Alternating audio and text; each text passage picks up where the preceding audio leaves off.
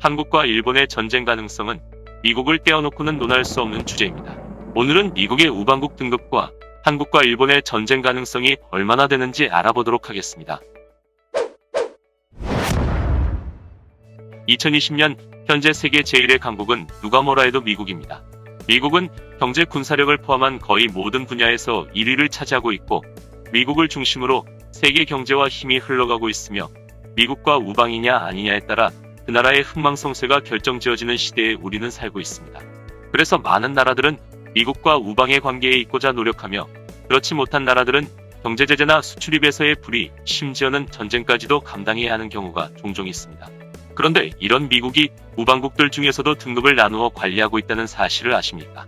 미국의 최우방국은 파이브 아이즈라고 불리우는 5개의 눈, 이른바 혈맹국가 4나라가 존재합니다.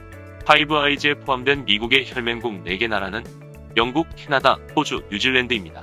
1943년 미국과 영국의 불우사협정 체결을 통해 시작되었으며 2차 세계대전 후 캐나다와의 협약이 추가되고 영연방인 호주, 뉴질랜드가 포함되어 파이브 아이즈가 완성됩니다. 미국 포함 이 5개 나라는 각국의 정보기관들이 UKUSA라는 안보협정을 맺고 미 국방부와 미 국무부의 기밀 네트워크에 접속은 물론 상호 간의 기밀 문서를 열람할 수 있는 최우방국들입니다. 미국은 이 파이브 아이즈 국가들에 대해 이들을 제외한 그 어떤 나라도 완전한 우방이라고 생각하지 않는다고 말하며 같은 운명 공동체로 특별 대우를 하고 있습니다. 미국은 수많은 국가들과 나토와 같은 국제기구 또는 조약의 형태로 군사동맹을 맺고 있습니다. 나토 조약의 제5조에는 나토 회원국이 적으로부터 공격받을 경우 즉시 지원한다는 내용이 있는데 이는 군사 무력 충돌 발생 시 자동 개입을 의미합니다. 반면 한국은 한미 상호방위조약으로 일본은 미일 안전보장조약으로 자동 개입 조항은 빠져있는 조약을 각각 체결하고 있습니다. 한국과 일본이 군사적 공격을 받았을 경우 두 조약에는 미 의회의 승인이 있어야만 개입할 수 있게 되어 있습니다. 예외 조항으로 미군 기지나 미군 병사가 공격받았을 경우 미 대통령이 즉시 전쟁을 시작할 수 있지만 이 또한 미 의회의 승인 사항입니다. 한국과 일본이 파이브 아이즈만큼의 동맹을 갖고 있지는 않음을 의미하며 자동 개입 조항이 포함될 경우 독도 분쟁 같은 동맹국 간의 상호 분쟁 시 미국이 자동 개입을 하기 애매한 상황이 발생할 수 있기 때문으로 보여집니다. 실제로 박정희 정부 시절 외부로부터 무력 공격을 받는다면 적절한 합의하에 조치를 취한다 해서 적절한 합의하의 조치를 즉시 조치로 변경을 요청했지만 미국이 거부한 적이 있습니다. 미국에 있어 한국과 일본은 동맹국임에 분명하지만 동맹을 유지함으로써 얻는 이익보다 포기할 데 얻는 이익이 더 크다면 미국은 이들과의 동맹을 파기할 가능성이 있다는 것이 정확한 표현이며 미국의 국익에 따라서 과감히 버려질 가능성이 존재한다는 의미입니다. 단 한국과 일본은 파이브 아이즈보다는 낫지만 프랑스와 독일을 포함한 파개국은 파이브 아이즈에 준하는 수준으로 취급하고 있기는 합니다. 한국, 일본, 독일의 경우에는 상당 규모의 주한미군, 주일미군, 주동미군이 주둔하고 있으며 프랑스의 경우에는 핵무기 보유를 용인하는 것이 대표적인 근거라고 볼 수 있습니다. 이 4개국은 경제력은 물론이고 군사력 또한 세계 상위권이며 중국과 러시아에 대한 핵심적 견제 역할을 할 수 있는 국가들입니다. 또한 독일, 한국, 일본 모두 마음만 먹으면 핵 보유를 공표하고 핵무기를 즉시 생산하여 바로 전력화할 수 있는 능력이 있는 국가들입니다.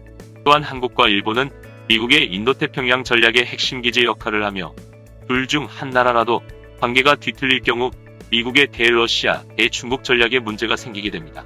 단순히 대러시아, 대중국 전략에 문제가 생기는 수준이 아니라 한국과 일본이 미국을 더 이상 신뢰할 수 없다는 판단을 하게 된다면 이들은 러시아나 중국과 손을 잡는 길보다는 각자의 경제력과 군사력을 기반으로 즉시 핵무장을 통해 독자적인 노선을 유지할 가능성이 높고 미국 입장에서는 북한, 이란과 다를 바 없는 제3의 골칫거리가 되는 것입니다. 한국, 일본이 작은 경제 분쟁부터 군사무력 충돌의 직전까지 가는 상황이 발생하더라도 미국이 즉각 개입을 회피하고 양자간 합의를 하도록 압력을 가하는 수준에서밖에 개입을 못하는 이유가 바로 이런 이유입니다. 다시 정리해보면 양국가는 모두 미국의 우방국으로 주한미군과 주일미군이 주둔하고 있는 국가이므로 두 나라의 전쟁은 미국의 이익에 반하기 때문에 전쟁은 억제될 것입니다. 또 한국과 일본 간 전쟁이 발생하면 주변국인 중국과 러시아가 동아시아를 장악할 위험이 있고 이 또한 미국이 원하는 동아시아 전략이 아닙니다. 앞서 언급한 미국의 동맹관계를 볼 때 2020년 현재 한국과 일본 사이에 1대1 전면전이 발생할 확률은 극히 희박하다고 할 수 있습니다. 하지만 이 모든 제약사항은 미국과 미국의 이익이 중심입니다. 독립한 지 250년도 안 된 세계 최강대국 미국이 전쟁 억제력을 행사하고 있는 것이며, 달리 말하면 앞으로 250년 뒤에는 어떤 세상이 와도 이상하지 않을 것이라는 것입니다. 주한미군과 주일미군이 모두 철수하는 시점이 온다거나 미국의 독보적인 세계 최강대국의 입지가 약해지는 시대가 도래한다면, 독도라는 대한민국 고유 영토를 호시탐탐 노리고 있는 일본이기 때문에 전쟁이 나지 말란 법은 없습니다. 역사가 말해주고 있습니다. 일본은 대만을 침략하여 50년간 식민 지배를 했고, 대한민국을 침략하여 36년간 식민 지배를 했으며 제2차 세계대전을 일으킨 전범국입니다. 이 모든 것이 끝난 시점은 1945년, 불과 75년 전 일입니다. A급 전범감은 자선이 총리를 하고 있고, 평화헌법을 수정해 전쟁이 가능한 국가로 나서려 하고 있으며, 전쟁에 대한 사죄보다 A급 전범들을 매년 참배하고 과거 역사를 수정하여 잘못된 역사를 국민들에게 교육시키고 있는, 끊임없이 망언을 일삼는 일본입니다.